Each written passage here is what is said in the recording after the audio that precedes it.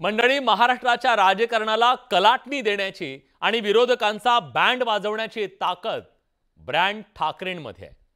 पण मतविभागणीनं हा ठाकरे ब्रँड सध्या राजकीय पटलावर अस्तित्वाची लढाई लढतोय।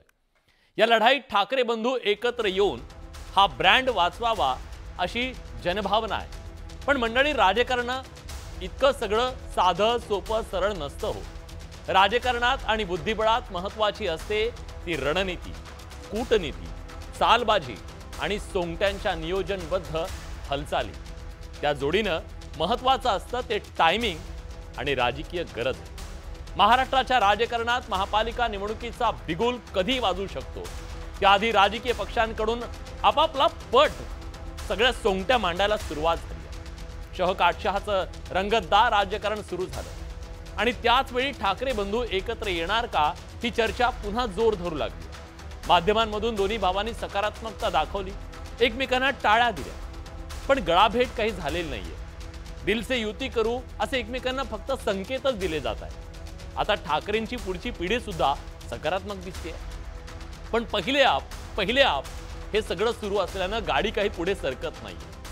जर समजा गाडी पुढे गेली आणि ठाकरे बंधूंची युती झाली तर त्याचे काय परिणाम होतील, राजकीय गणित कशी बदलतील, कुणाला त्याचा फटका बसेल याची चाचपणी सुरू झाली आहे। कायम निवडणूक मोड ऑन असलेल्या भाजपनं ही शक्यता गृहीत धरून पावलं उचलायला सुरुवात केली आहे। ठाकरे बंधू एकत्र आल्यास काय होईल हे चेक करण्यासाठी भाजपनं एक सर्वे केल्याचं कळतंय। आता याला ठाकरेंच्या एकत्र येण्याची धास्ती म्हणायचं की खबरदारी म्हणायचं, की आपल्याच मित्रांच्या महत्वाकांक्षांना रोखण्याची रणनीती म्हणायचं? काही करून भाजपला मुंबई महानगरपालिकेची एकहाती सत्ता हवी आहे, तर शिंदेंच्या शिवसेनेला मुंबईच्या सत्तेत मजबूत वाटा हवा आहे। त्यासाठी त्यांचं एक प्यादा गोळा करणं सुरू आहे। ठाकरेंच्या शिवसेनेला रोज पोखरणं सुरू आहे। इकडे ठाकरे एकत्र येण्याची चर्चा सुरू झाल्यापासून राज ठाकरेंचं राजकीय महत्त्व वजन वाढलंय। सत्ताधाऱ्यांच्या शिवतीर्थावरच्या एरझाऱ्या तुम्ही पाहिलात। त्यामुळे प्रश्न आहे की उद्धव ठाकरेंपुढे मैत्रीचा हात पुढे करून राज ठाकरेंनी आपली बार्गेनिंग पॉवर तर वाढवत नाहीयेत ना। उद्धव ठाकरेंसाठी मुंबई महापालिकेची निवडणूक अस्तित्वाची लढाई आहे, तशीच राज ठाकरेंच्या मनसेसाठी करोया मरोची स्थिती आहे। म्हणजे ठाकरे ब्रँडच्या अस्तित्वाच्या लढाईत दोघांनी एकत्र येणं दोघांची राजकीय गरज सुद्धा आहे। पण टाळी कधीच एका हाताने वाजत नाही। एकानं पुढे सरकून अंतर कापलं जात नाही। दोघांनी विश्वासानं एक पाऊल पुढे टाकावं लागतं, पण तसं होताना दिसत नाहीये। टाळीला टाळीचा प्रतिसाद मिळाला तर टाळी वाजते, ती वाजणार का हे पाहणं अतिशय इंटरेस्टिंग असणार आहे। करूया आज त्याची चर्चा, पण बघूया घडलंय का। आधी उद्धव आणि राज ठाकरेंची एकमेकांना साथ। या महाराष्ट्राच्या अस्तित्वासाठी, मराठी माणसाच्या अस्तित्वासाठी ही भांडणं आणि हे वाद आणि या सगळ्या गोष्टी अत्यंत क्षुल्लक आहेत। त्याच्यामुळे एकत्र येणं आणि एकत्र राहणं यात काही मला फार कठीण गोष्ट आहे अशा मला वाटत नाहीये। किरकोळ भांडणं बाजूला ठेवायला मी सुद्धा तयार आहे आणि मी सुद्धा सर्व मराठी माणसांना या हितासाठी, महाराष्ट्राच्या हितासाठी, मराठीसाठी एकत्र येण्याचं आवाहन करतोय। आता पुढच्या पिढीचाही सुरात सूर। मराठी माणसासाठी असेल, महाराष्ट्रासाठी असेल, महाराष्ट्राच्या हितासाठी असेल, जर कोणी सोबत यायला तयार असेल तर आम्ही त्यांना सोबत घेऊन महाराष्ट्र हितासाठी लढत राहू। मला वाटतं त्या दोन भावांनी बोललं पाहिजे। आम्ही खाली बोलून काही फरक पडणार नाहीये। मला काही इश्यू नाही, दोन भाऊ एकत्र येणार।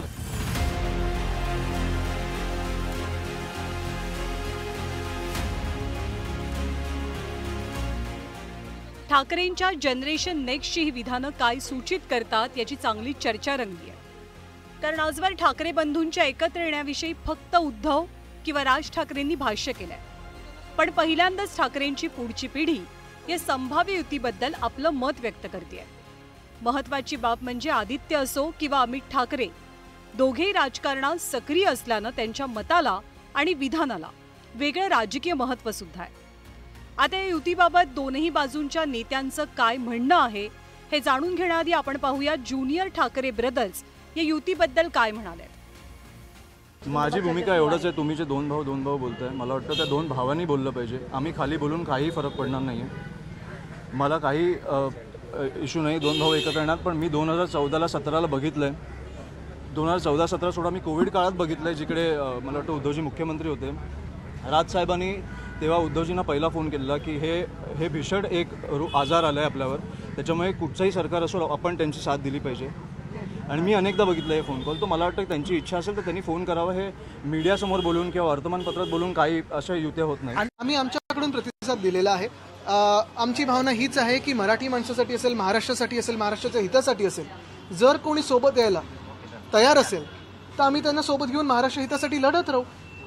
पहिली गोष्ट आपण ही पाहिली असेल, काल परवाकडे आमचे दीपेश म्हात्रे आणि त्यांनी तिकडचे राजू पाटीलजी ह्या दोघांनी तर एकत्र आंदोलन केलेलं आहे. लोकांच्या मनात काय आहे हे आपल्याला माहिती आहे. आमचं मन साफ आहे. जे कोणी महाराष्ट्र हितासाठी कुठचाही पक्ष असो, कुठचाही नेता असो, आमच्या सोबत यायला तयार आहे. आम्ही महाराष्ट्र हितासाठी एकत्र येऊन लढू. आता ठाकरेंच्या संभाव्य युतीबद्दल बोलताना दोनही पक्षातले नेते मात्र कमालीची सावध भूमिका घेताना दिसतात. कारण हा ठाकरे बंधूंमधला नात्याचा गुंता आहे आणि त्याविषयी थेट भाष्य करण्याचं धाडस दोनही बाजूंचे नेते करताना दिसत नाही. युतीचा निर्णय ही दोनही भावांची टेरिटरी असल्याची भावना व्यक्त होते. आधी मोठ्या ठाकरे बंधूंनी एकमेकांना साथ घातल्यानंतर आता पुढच्या पिढीनं सुद्धा तेच अनुकरण केल्यानं ठाकरेंच्या युतीबद्दलच्या आशा इतर नेत्यांच्या मनात पल्लवित झाल्या. असं आहे की आमची तर प्रामाणिक इच्छा आहे की दोन्ही बंधू एकत्र यावे आणि महाराष्ट्राच्या मनातील प्रत्येक मराठी माणसाची पण इच्छा अशी आहे की दोन्ही बंधूंनी एकत्र यावं. आणि मला असं वाटतं जे मनात महाराष्ट्राच्या आहे ते भविष्यात होईल असं चांगला पॉझिटिव्हली विचार आमच्यामध्ये पण आहे. कोण मध्ये येते वाटते दोघांना एकत्र करतात. दोन भावामध्ये कोण नाही, दोन्ही भाऊच ठरवणार आहेत. दोघांच्या मध्ये कोण येऊ शकणार. आमचे नेते एका सुरात बोलत आहेत.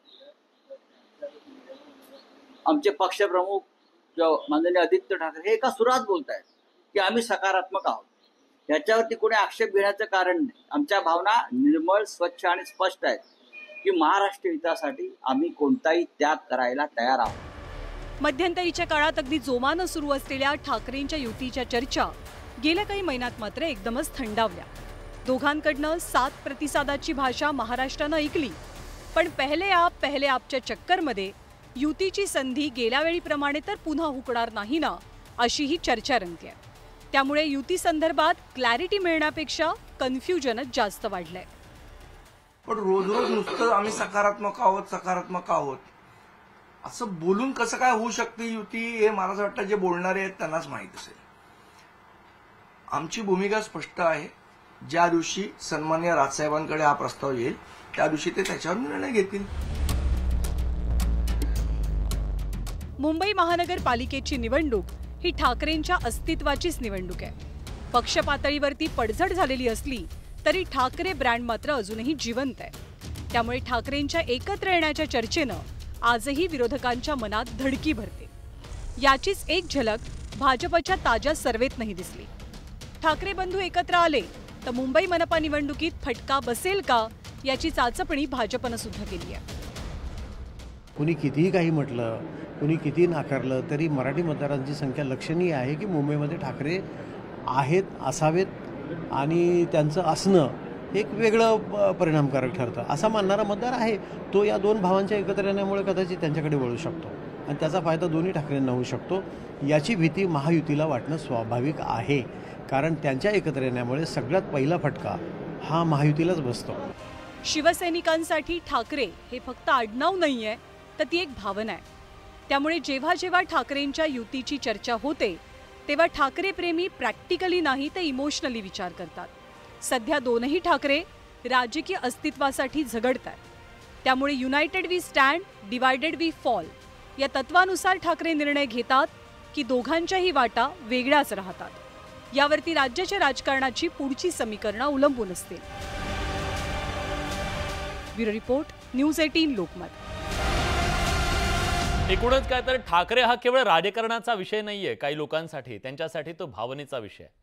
म्हणूनच राज ठाकरे, उद्धव ठाकरे जेव्हा जेव्हा एकत्र येण्याची चर्चा सुरू होते तेव्हा तेव्हा त्यांच्यावर प्रेम करणारे सगळेजण भावनिक होतात. त्यांची भावना दाटून येते. पण ही चर्चा केवळ आत्ताच घडली आहे का? नाही, याच्या आधी सुद्धा अनेकदा हे प्रयत्न झाले, पण का जमलं नाही जाणून घेऊया. समोरच्याची इच्छा आहे का आम्ही बरोबर काम करावं?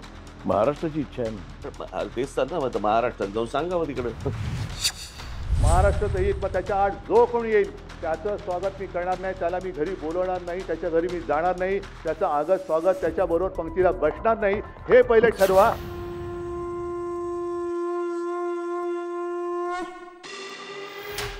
राज ठाकरेंनी साथ घातली आणि त्याला लगेच उद्धव ठाकरेंनी प्रतिसाद दिला.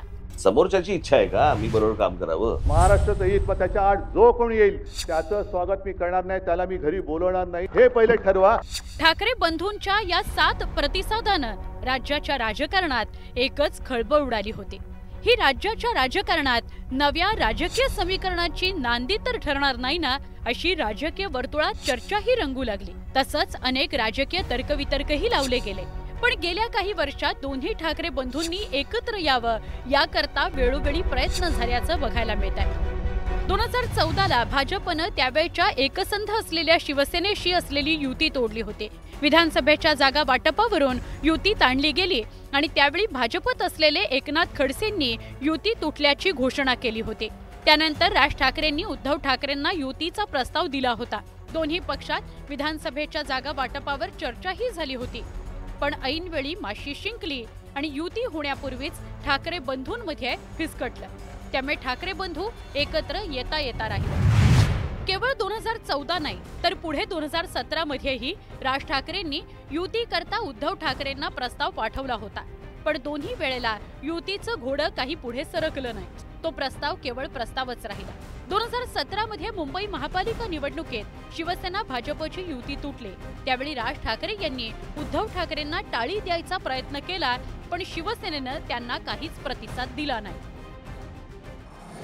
खरे तर 27 नोव्हेंबर 2005ला राज ठाकरेंनी शिवसेनेला अखेरचा जय महाराष्ट्र केला. त्याला आता 2 दशकं उलटून गेल्यात. पण दोन्ही ठाकरे बंधूंनी एकत्र यावं असं आजही सर्वसामान्य शिवसैनिकाला वाटतं. ठाकरे कुटुंब आणि शिवसेना हा शिवसैनिकांच्या मनातील हळवा कोपरा. राज आणि उद्धव या 2 ठाकरे बंधूंनी एकत्र यावं याकरता जुन्या शिवसैनिकांनी काही वर्षांपूर्वी सह्यांची मोहीम सुद्धा चालवली होती. तसंच वेळोवेळी बॅनरबाजीच्या माध्यमातूनही एकत्र येण्याचं आवाहन या दोघा भावंडांना केलंच जातं. पण त्याचा काही उपयोग झालेला नाही. ठाकरे बंधू एकत्र येण्यामध्ये पक्षातील नेते अथवा कार्यकर्त्यांची अडचण नाहीये. मात्र एकत्र येण्याचा निर्णय या दोन्ही भावांनी घ्यावा लागणार आहे असं राजकीय जाणकारांना वाटतं. ठाकरे बंधू एकत्र आले तर राज्यातली अनेक राजकीय समीकरणं बदलून जातील हे मात्र निश्चित. Bureau report, news 18 Lokmat. आणि या सगळ्यातून काही मूलभूत सवाल निर्माण झालेले आहेत. हे सवाल काय जरा जाणून घेऊया आणि त्याची आपण चर्चा करूया मान्यवर पाहुण्यांच्या सोबत. सवाल आहे, ठाकरे ब्रँडच्या अस्तित्वाची ही राजकीय लढाई आज महाराष्ट्राच्या राजकीय पटलावर लढली जाते का? आपण जाणून घेऊया. आपल्याला आज चर्चा करायची आहे ब्रँडच्या ठाकरे ब्रँडच्या अस्तित्वासाठी ठाकरे बंधू खरंच एकत्र येतील का? राज ठाकरे नाही कळतंय, उद्धव ठाकरे नाही कळतंय, ठाकरे ब्रँड संपवण्याचा प्रयत्न सुरू आहे असं ते म्हणतायत. इच्छा दोघांची आहे, मग घोडं कुठं आणलं? काय प्रॉब्लेम आहे? कार्यकर्ते म्हणतात आम्ही एकत्र येतोय, कोण येऊ देत नाहीये का? मग पहिले आपच्या घोळात ठाकरे सध्या अडकलेत का?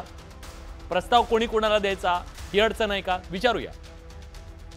आणि ठाकरेंच्या एकत्र येण्याची भाजपला धास्ती आहे का? सत्ताधाऱ्यांना म्हणूया आपण, भाजपसोबत शिवसेना, शिंदेची शिवसेना सुद्धा आहे, त्यांना सुद्धा धास्ती आहे का? मग आपल्याला हे सगळं विचारावं लागेल. कोणाला? त्या मान्यवर पाहुण्यांना, त्या राजकीय पक्षांना आणि त्यांच्या प्रवक्त्यांना. त्यासाठी आज आपल्यासोबत मान्यवर पाहुण्यांचं पॅनल आहे. आज आपल्यासोबत शिवसेना उद्धव बाळासाहेब ठाकरे पक्षाच्या नेत्या, मुंबईच्या माजी महापौर किशोरीताई पेडणेकर आहेत. ताई, स्वागत आहे तुमचं. मनसेचे नेते प्रकाश महाजन सुद्धा आपल्यासोबत जोडले गेलेले आहेत. सर, तुमचंही स्वागत. भाजपचे प्रवक्ते अवधूत वाघ आपल्यासोबत जोडले गेले आहेत. अवधूतजी, स्वागत आहे. शिवसेनेच्या प्रवक्त्या नीलम शीतल म्हात्रे आपल्यासोबत आहेत. आणि राजकीय विश्लेषक रविकिरण देशमुख सर सुद्धा या चर्चेत सहभागी झालेत. मी आधी सगळ्या राजकीय प्रवक्त्यांच्या भूमिका जाणून घेतो. महाराष्ट्राला ते जाणून घेणं खूप औत्सुक्याचं आहे आणि मग मी त्याचं विश्लेषण करण्यासाठी रविकिरण सरांकडे जाणार आहे. अर्थात सुरुवात मी करणार आहे ती म्हणजे किशोरीताई पेडणेकर यांच्यापासून. ताई, तुम्ही ऐकलं, कदाचित त्या अनेक आवाजांपैकी तुमचाही एक आवाज असेल ज्यांना वाटतं या 2 भावांनी एकत्र यावं. कार्यकर्त्यांची भावना आहे, नेत्यांची भावना आहे, सगळ्यांची भावना आहे. मग प्रश्न महाराष्ट्रातल्या जनतेला, कार्यकर्त्यांना, सगळ्यांना पडलाय, घोडा अडलाय कुठे?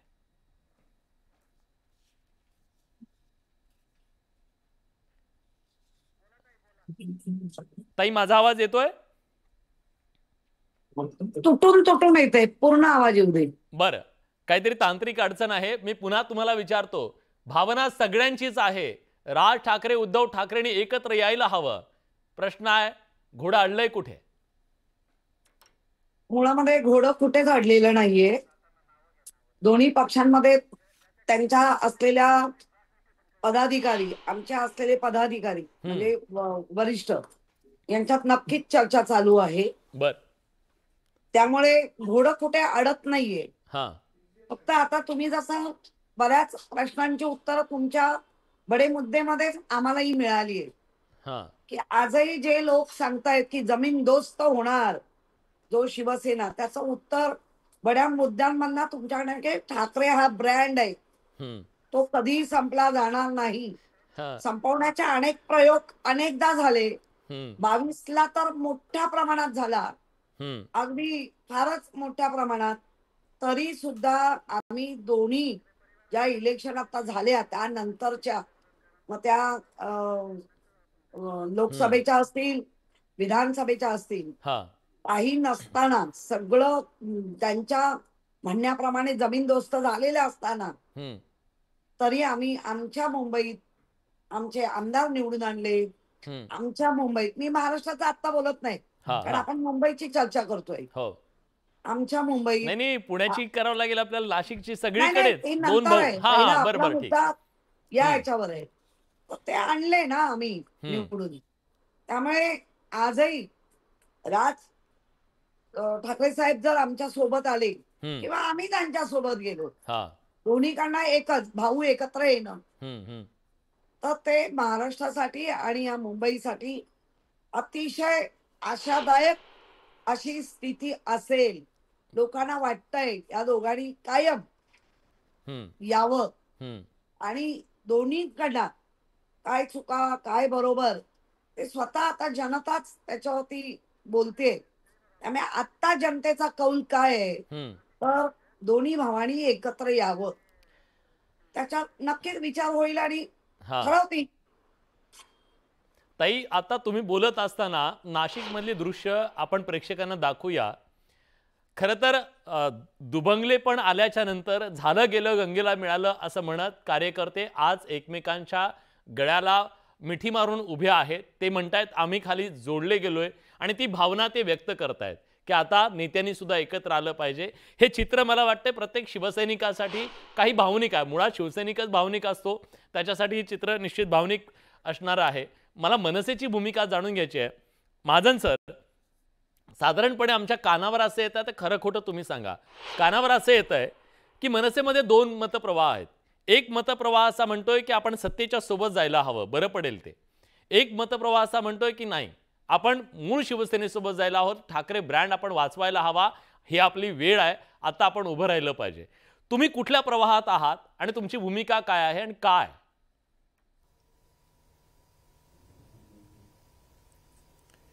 विलासजी, मला एक आवडती गझल आठवली, तुम्ही जर परवानगी देत असाल. प्लीज. इर्शाद. इर्शाद. 4 ओळी म्हणून दाखवतो. इर्शाद. इर्शाद. मुस्कुरा कर मिला करो हमसे, कुछ कहा कुछ सुना करो हमसे, बात करने से बात बढ़ती है, रोज बातें किया करो हमसे. क्या बात है, क्या बात है. म्हणजे संवाद वाढवायचा तुम्हाला. मला वाटतं नाही संवाद तसा वाढलेलाच आहे. आमच्या तरुण नेत्यांनी आज जे भाष्य केलं त्याच्यावर हा संवादाच्या दिशेने एक पाऊल पडलेलं आहे. शेवटी अंतिम निर्णय राजसाहेबच घेतील.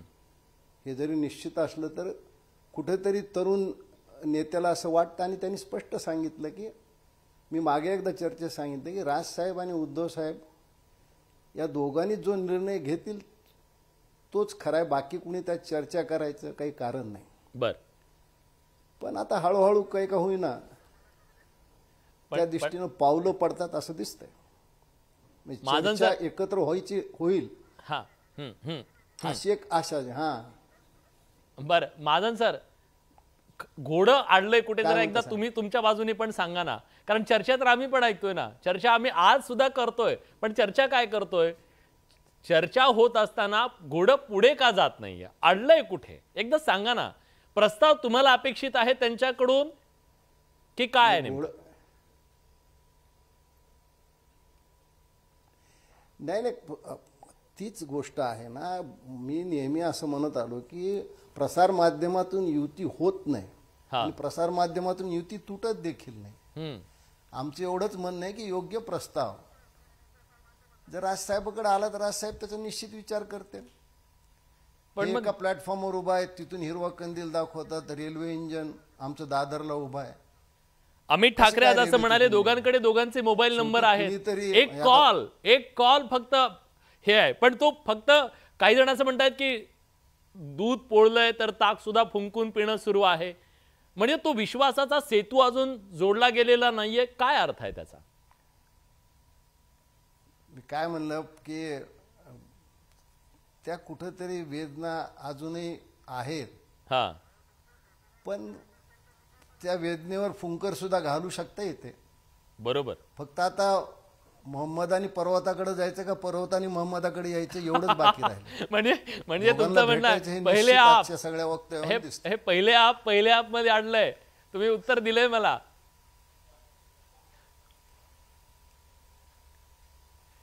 ठीक आहे ताई काय हरकत आहे बरं, आपण एक पाऊल कुणीतरी पुढे टाकायला काय हरकत आहे? किशोरी ताई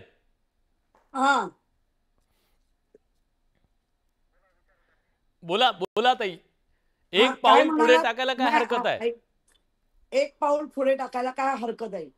नक्कीच एक पाऊल नाही, 10 पावलं पुढे जायला आम्हाला काही हरकत नाहीये.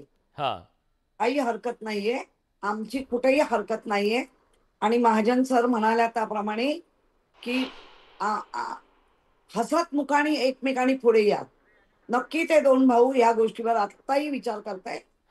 अगदी अर्ली लवकर तुम्हाला या गोष्टीची प्रचिती येईल. ठीक आहे, शुभेच्छा तुमच्या नव्या नात्यासाठी.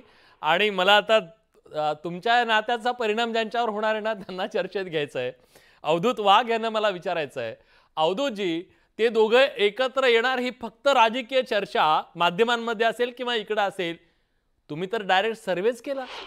आता हा सर्वे तुमच्या मनात त्या दोघं एकत्र आले तर आपलं काय, ही धास्ती आहे की काय आहे, की उत्सुकता आहे की रणनीती आहे, जरा सांगा महाराष्ट्राला.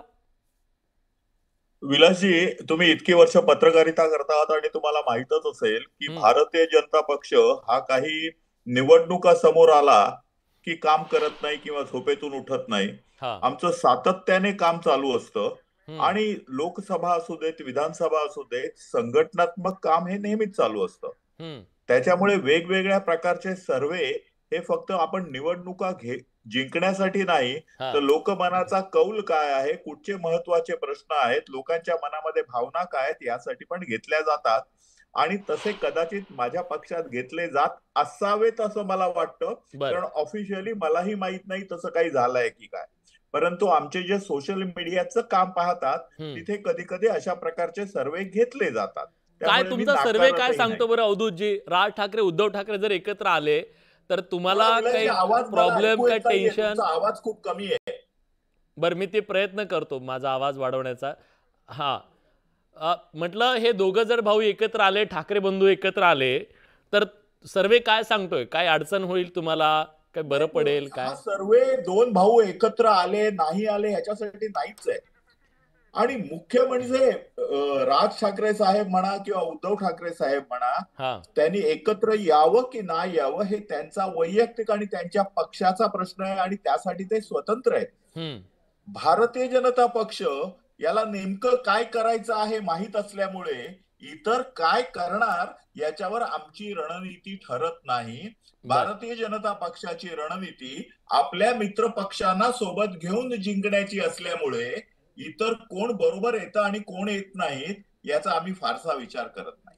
बर, ठीक आहे, तुम्ही विचारच करत नाही असं सांगताय, पण तुम्ही काय काय विचार करू शकता, कुणाकुणाला सोबत घेण्यासाठी काय काय करता हे महाराष्ट्राला माहीत आहे. मी त्याच्याबद्दल पुन्हा वेगळी चर्चा करतो. शीतल म्हात्रे यांना मला विचारायचं आहे, तुम्ही अनेक वेळा शिवतीर्थवर गेलात, नाश्ता केला, खिचडी खाल्ली, सगळं झालं, पण असं अचानकपणे दिसतंय की ही सगळी मेहनत करून सुद्धा दोन भाऊ एकत्र आले, मग तुमचं काय होणार?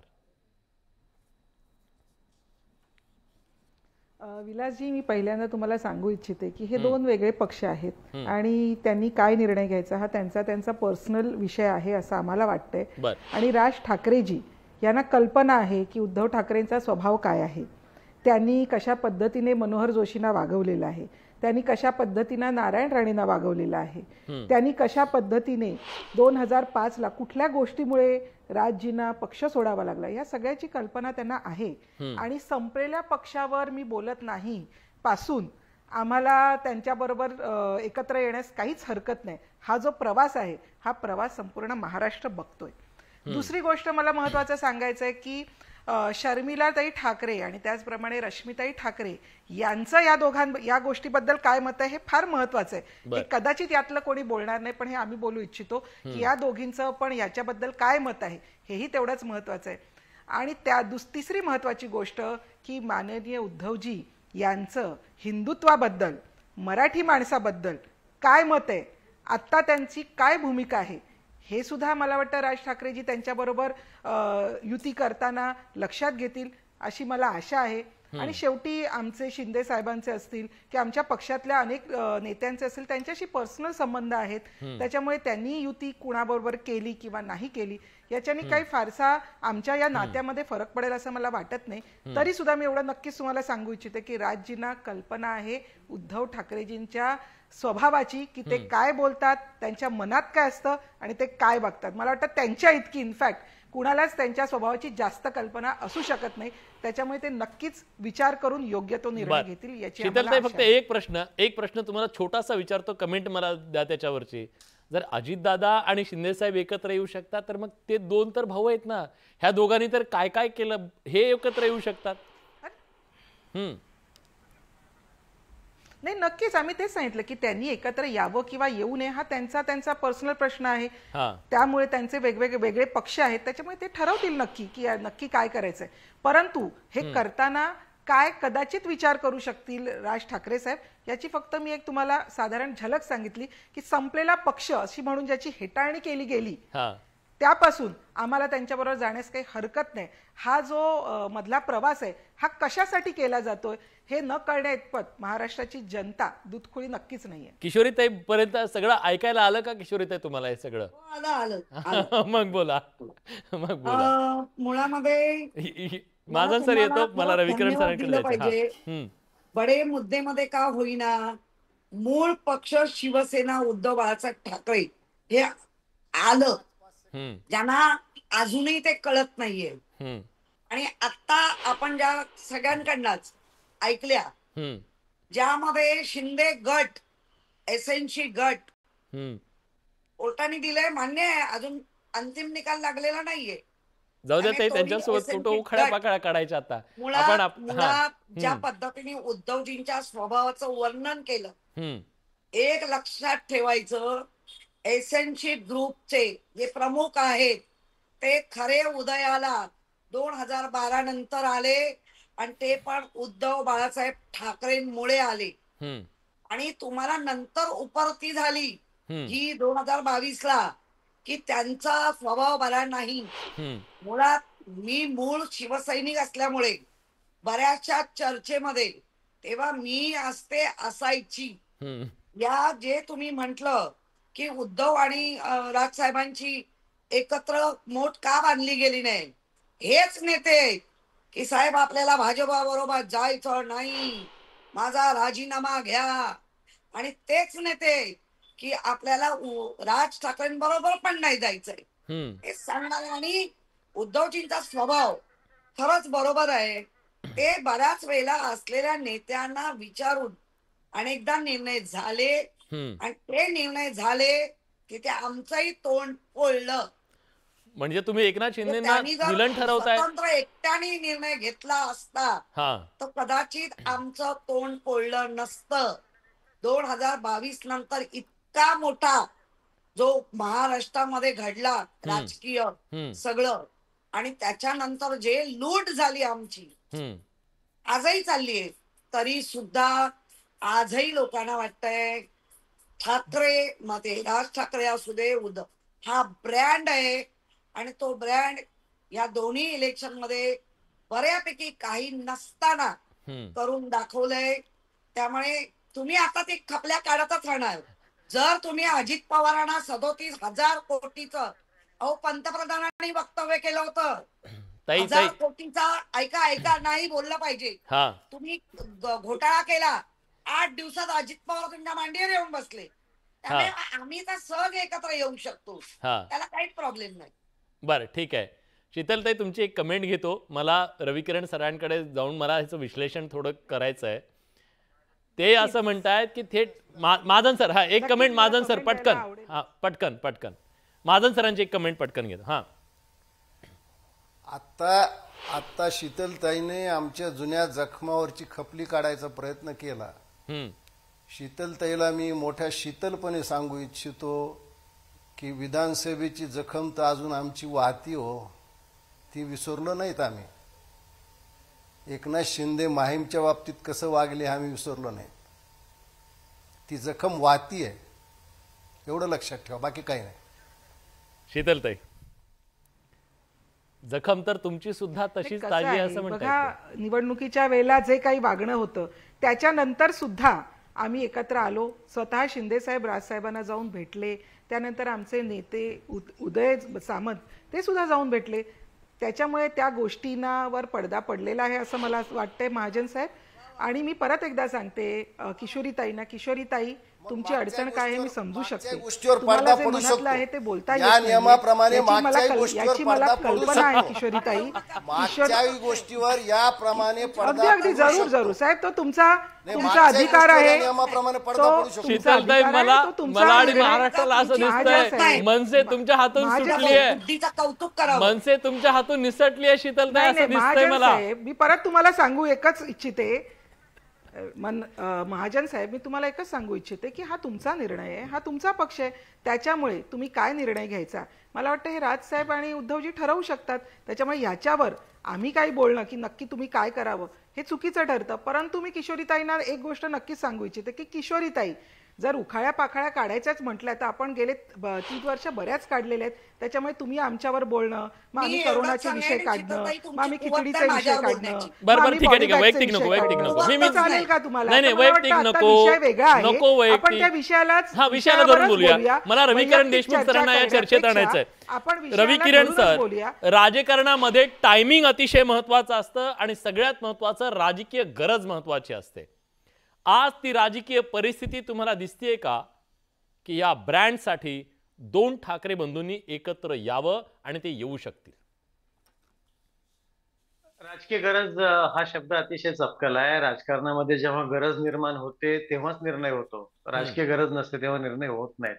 राज ठाकरे यांनी जेव्हा निर्णय घेतला महाराष्ट्र नवनिर्माण सेना स्थापन करण्याचा, त्याच्यानंतर बऱ्याचदा चर्चा होत राहिल्या पण कोणी कसलाही प्रतिसाद दिला नव्हता, कारण त्यावेळी तशी गरज निर्माण झाली नव्हती. आता गरज निर्माण झाली आहे. मुंबई महानगरपालिकेची निवडणूक आता यावर्षी होते का पुढच्या वर्षी होते याविषयी काही लोकांना साशंकता आहे. सत्तेच्या वर्तुळातल्या लोकांनाही आहे, प्रशासनातल्या लोकांनाही आहे.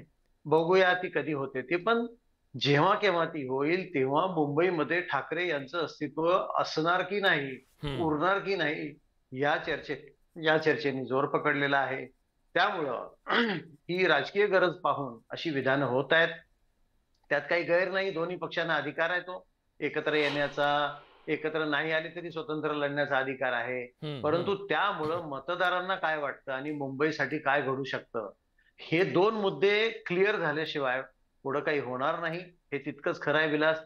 आणि मुंबईकरांना हे 2 ठाकरे किंवा 2 राजकीय पक्ष काय देऊ शकतात याकडे लोकांचं लक्ष लागेल. कारण बऱ्याचशा गोष्टींचं श्रेय सत्ताधारी महायुती घेतेय. तर ठाकरे एकत्र आल्यामुळं राजकारणाचं मुंबईच्या काय चित्र बदलू शकतं याकडे मतदारांचं लक्ष लागेल. आणि 2 राजकीय पक्ष एकत्र येत असताना 2 त्यांच्या भूमिका, कुठल्या कुठल्या मुद्द्यावरच्या भूमिकांवर समन्वय होतो, कुठल्या भूमिका ते बाजूला ठेवतात, हे पण खूप महत्वाचं आहे. आणि निर्णय प्रक्रियेमध्ये नेमकं कुणाचं काय स्थान असेल, कुणाचं महत्व किती असेल हे पाहूनच ही आघाडी युती जी काय व्हायची ती होणार आहे. पण राजकीय गरज दोघांची आहे हे मात्र वारंवार ठासून सांगितलं पाहिजे. एक छोटासा मुद्दा सर, राजकीय गरजेबरोबरच टायमिंग सुद्धा मी म्हणालो राजकारणात महत्वाचं असतं. कदाचित असं आहे का, एकदा निवडणूक जाहीर होऊ देत तोपर्यंत आस्ते कदम घेऊया, कारण हे निवडणूक पुढे ढकलण्यापेक्षा आज एकत्र आले तर निवडणूक पुढे ढकलतील, त्याच्यापेक्षा निवडणूक जाहीर होऊ देत मग आपण आपली चाल खेळूया, अशा प्रकारे सुद्धा ठाकरे आस्ते कदम घेत आहेत असं दिसतंय का? आणि जर ते एकत्र आले तर त्याचा फटका कुणाला? नाही, टायमिंग अतिशय परफेक्ट असतंच राजकारणामध्ये, आणि हे ठाकरे बंधूंना शिकवण्याची गरज नाही, कारण ठाकरेंच्या घराण्यामध्ये राजकारणाचं बाळकडू जे आहे ते अगदी लहानपणापासून मिळतं. ते थेट नेतेच होतात, ते काही कधी शिवसैनिक किंवा सामान्य कार्यकर्ते नसतात. आणि काय झालेलं आहे विलास, विषय थोडा मोठा होईल मी बोललो तर, काय झालेलं आहे की महाराष्ट्राच्या राजकारणामध्ये शिवसेनेला किती काळ सत्ता मिळाली यापेक्षा विरोधी पक्ष म्हणून शिवसेनेचं सत्ताधारी पक्षाबरोबरचं नातं कसं होतं आणि सत्ताधारी पक्षांनी वारंवार एक विरोधी पक्ष म्हणून शिवसेनेची कशी मदत घेतली, हा विषय जर नीट अभ्यास केला गेल्या 25-30 वर्षातला, तर तुमच्या लक्षात येईल की शिवसेनेच्या ठाकरेंना राजकारण शिकवण्याची गरज नाही. टायमिंग सुद्धा त्यांना अचूक कळतं, व्यवस्थित कळतं. त्यामुळं निवडणूक जाहीर झाल्याबरोबरची त्यांची भूमिका ही काय असेल, आणि आज जो शब्द आपण वापरला की चाचपणी, हो कदाचित त्या चाचपणी करत असतील. आज कार्यकर्ते काय बोलतात, शिवसैनिक काय बोलतात, दोन्ही पक्षाचे नेते काय बोलतात, याची चाचपणी करूनच निर्णय घेतील. परंतु या आधीच्या चर्चेतही मला वाटतं मी किंवा प्रतिक्रियेत मी सांगितलं होतं की ठाकरेंना तिसऱ्या व्यक्तीची गरज नाही. जे काय होईल ते हे दोघेच भाऊ ठरवतील, आणि तो मान्य करणं त्यांच्या समर्थकांना भाग पडेल. विलास, खरंय, अगदी महत्वाचं तुम्ही सांगितलं. पण भाजपची याच्यातली प्रतिक्रिया मला जाणून घेणं महत्वाचं याच्यासाठी वाटतं. अवधूतजी, सातत्याने एक आक्षेप घेतला जातो तुमच्याबद्दल, तुमच्या मित्रपक्षांकडून, माजी मित्रपक्षांकडून, सगळ्यांकडून सार्वत्रिक एक समज आहे, तुम्हाला तो गैरसमज वाटतो. पण तुम्ही नुसतं गोड बोलता, कोपराला गुळ लावता, पुढं काही करत नाही. मनसेची तुमच्याबद्दल झालेली ही भावना तुमच्यासाठी अडचणीची आहे आजकाल? आतापर्यंत ज्या ज्या लोकांबरोबर भारतीय जनता पक्षाने युती केली ती खूप लांबवर सांभाळली. भारतीय जनता पक्ष आणि शिवसेना म्हणजे बाळासाहेब ठाकरे यांच्या नेतृत्वाखालील शिवसेना यांची आमची युती होती आणि ती अनेक वर्ष चालली. 2014ला ती युती तुटली, पण लगेच त्यानंतर शिंदे साहेबांच्या नेतृत्वाखाली ज्यावेळी शिवसेना आली, आम्ही त्यांच्या बरोबर होतोच की. तुम्ही जो आतापर्यंत ठाकरे ब्रँड असा 2-4 वेळा बोलताय, तो खऱ्या अर्थाने बाळासाहेब हा ब्रँड आहे. बाळासाहेबांचा विचार हा ब्रँड आहे, आणि बाळासाहेबांचा विचार आणि बाळासाहेबांचा हा जो ब्रँड आहे तो आज एकनाथ शिंदेकडे आहे. हो, नाहीतर ठाकरे ब्रँड असेल तर तो माणिकराव ठाकरेंकडे आणि जयदेव ठाकरेंकडे पण असायला हवा. बर एक प्रश्न मी विचारतो किशोरीताईंना, तुम्ही काय दिलं मनसेला हा प्रश्न आहे. ते ब्रँड आहे. ते राज ठाकरे व्यासपीठावर आले, इतकं जाहीरपणे खुल्या दिलाने सांगितलं, करा मदत, तुम्ही पंतप्रधान नरेंद्र मोदींना पंतप्रधान करण्यासाठी आपल्याला करायचं, खुल्या दिलाने केलं. तुम्ही त्यांना काय दिलं हा प्रश्न ते विचारतायत. हो, पण त्याच्या आधी राज ठाकरेने लावरे तो व्हिडिओ पण आणला होता ना. मग काय तो राग होता काय तुमच्या मनात? पक्षाचे स्वतःची काही मतं असतात, भूमिका असतात, आणि निवडणुकीच्या परिस्थितीमध्ये त्या बदलत जातात. अर्थात तो त्या पक्षाचा आणि त्या नेत्याचा प्रश्न असतो, त्याच्याबद्दल मला काही बोलायचं नाहीये. आता लोकसभेच्या निवडणुका 4 वर्ष आणि राज्याच्या निवडणुका 4.5 वर्ष लांब आहेत. त्याच्यामुळे आता जो काही आता प्रश्न निवडणुकांचा आहे तो स्थानिक स्वराज्य संस्थांचा आहे. मग कोल्हापूर असो, नाशिक असो, पुणे असो, मुंबई असो, ठाणे असो, आणि प्रत्येक ठिकाणी वेगवेगळे विषय आहेत. या वेगवेगळ्या विषयाला अनुरूप अशा वेगवेगळ्या युती आघाड्या होतील. काही ठिकाणी लोक स्वतंत्र लढतील, काही एकत्रित येऊन लढतील. कारण स्थानिक स्वराज्य संस्थांमध्ये आपण आतापर्यंत अनेक ठिकाणी बघितलंय की एका शहरामध्ये युती असते, दुसऱ्या शहरामध्ये स्वतंत्रपणे लढतात. तर त्याच्यामुळे मला वाटतं की it is too early to discuss all such things. ठीक आहे, आता इतक्यात तरी नको, पण सर्वे तर तुम्ही केलाय, त्याची काही फार चिंता करायची मला काही. बघा ना, तुम्हाला म्हणते आतापासून त्याची चर्चा करायची गरज नाही, तुम्ही तर सर्वे करून मोकळे झालाय. ठीक आहे किशोरीताई, त्यांचा जो आक्षेप आहे तो तुम्हाला मान्य आहे का? एक पटकन तुमची कमेंट, सगळ्यांची शेवटची एक कमेंट घेतो, वेळ संपलाय माझा. अवधूत वाघांचा मी रिस्पेक्ट ठेवून सांगेन, ज्या काही पक्क्या पोळ्या भाजायच्या होत्या त्या भाजून झालेल्या आहेत, बरोबर बोलले ते. आता या स्थानिक स्वराज्याच्या आहेत, त्यांचं लक्ष असतं ते देशाकडे. 400 पार करणार होते ते 230 वरच अडकले. त्यामुळे त्यांना ते कळून चुकलेलं आहे की हे अजून 4 वर्षांनी आपल्याला बघायचंय पुढे. त्यामुळे स्थानिक स्वराज्यांच्या निवडणुकीत कुठेही आम्ही कसंही, हे आता त्यांनी भाष्य केलंय ते करू शकतात. आणि ज्या पद्धतीने काल परवापर्यंत त्यांच्याच एका नेत्यांनी की जमीनदोस्त, बघा कोणताच पक्ष हा जमीनदोस्त तर होत नाही, आणि तो बाळासाहेबांचा पक्ष आहे. बाळासाहेबांचे विचार नेले करून होत नाही. बाळासाहेबांच्या विचारांची धारा ती सैनिकांमध्ये, हे सगळे वरचे ताटवे नेले, निवडून आलेले नटवे नेले. शिवसैनिक हल्लाय का? आणि त्या शिवसैनिकांनी महाराष्ट्र, मुंबईत त्यांनी आजही त्यांची ताकद ते दाखवत आहेत. त्यामुळे पण ताई तुमचं म्हणणं हे एकतर्फी असेल ना? ह्या विधानसभेला त्यांनी दाखवून दिलं ना, जनता सुद्धा त्यांच्या सोबत आहे ताई. नाही दाखवून दिलं, मी तुम्हाला तेच सांगते ना. आम्ही ज्या पद्धतीने लढलो ती 80 आमदार आम्ही उभे केले, 60 निवडून आणले, त्याच्यामुळे पुन्हा बरोबर शिवसैनिक आहे आपल्याला. इथे येऊन बोलणं आकडे लक्षात घ्या, पण तुम्ही बोलायचं म्हणून बोलू नका. आणलेले ताई म्हणजे शिंदे साहेबांबरोबर शिवसैनिक उभे आहेत, ते परत एकदा जाहीर झालेलं आहे. ते आकडे कसे लावले तेही आपल्याला मान्य आहे. आम्ही पण महाराष्ट्राच्या जनतेचा अपमान करताय. त्यांनी जे मतदान केलेलं आहे हे खोटं आहे असं तुम्हाला दाखवायचं आहे. म्हणजे जर आम्ही जिंकलो तर योग्य आहे, आणि आम्ही हरलो तर खोटे आकडे. महाजन सर एक तुमची कमेंट, मला रविकिरण सरांकडे समारोपाला जायचंय. महाजन सर, हे पहा, आता खरं म्हणजे मला भारतीय जनता पक्षावर काही बोलण्याची इच्छा नसते, पण भारतीय जनता पक्ष आता व्यावसायिक झालाय. आमचं वाईट तसंही काही चाललं नाही, पण काय होतं सुदैवानं समोर येते ते. नाही मी काय म्हणलं, आता ती इतका व्यावसायिक पक्ष झालेला आहे. शीतलताईच्या हे लक्षात आलं नाही आता अवधूत वाघ काय बोलले ते म्हणले एका शहरात आघाडी होईल, एका शहरात स्वतंत्र लढू. शीतलताई धोका आहे बरं का, मुंबईत तुम्हाला सोबत घेतील का नाही माहित नाही. 150+ नारा दिला त्यांनी. नाही हा धोका आहे, त्याने आता त्यांनीच सांगितलं ना ते. आणि भारतीय जनता पक्ष सुद्धा आमच्याशी कसा वागला आम्हाला माहिती आहे. माहीम मध्ये पाठिंबा देतो म्हणला आणि पुन्हा नंतर बदलून गेला. सांगा ना कसं वागला, काय झालं? पडद्यामागे काहीतरी घडलंय, दुखावले गेलाय तुम्ही. गोष्टी ठरवाव्या लागतील ना.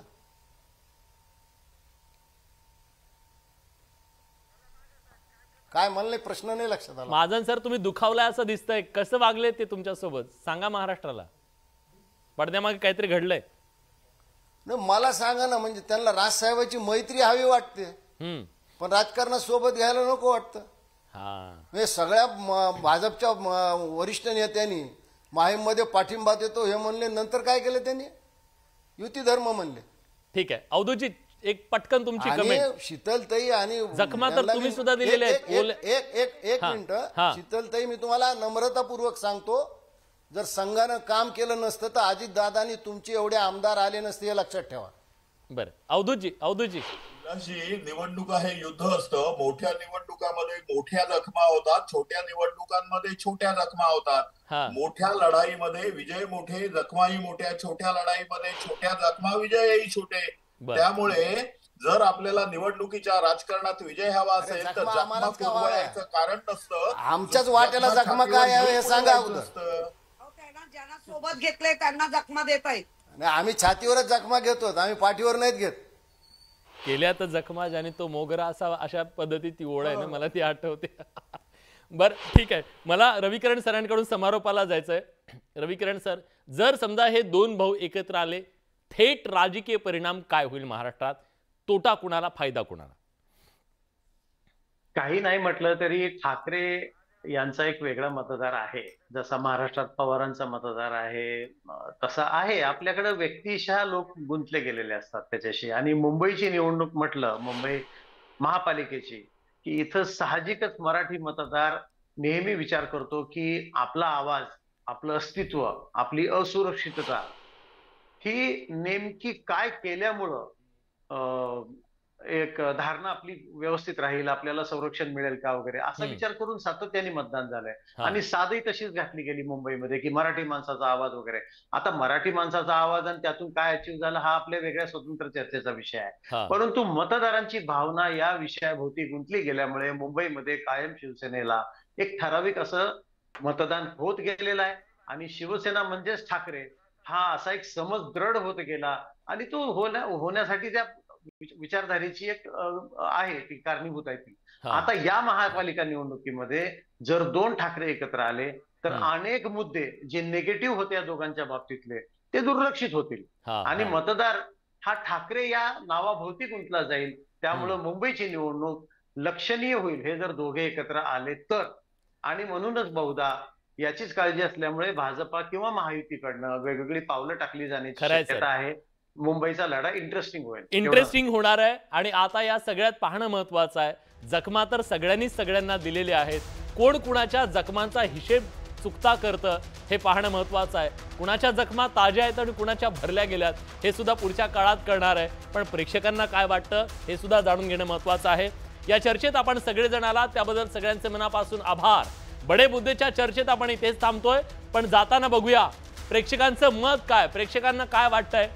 प्रश्न होता ठाकरे ब्रँडला वाचवण्यासाठी ठाकरे बंधू एकत्र येतील का. 90% प्रेक्षकांना वाटतंय होय ते येतील, 10% प्रेक्षकांना नाही असं वाटतंय. पण बघूया महाराष्ट्राच्या राजकारणात पुढे कुठली चाल चालली जाते. पट मांडला गेला. बडे मुद्देत आपण इथेच थांबतोय. धन्यवाद.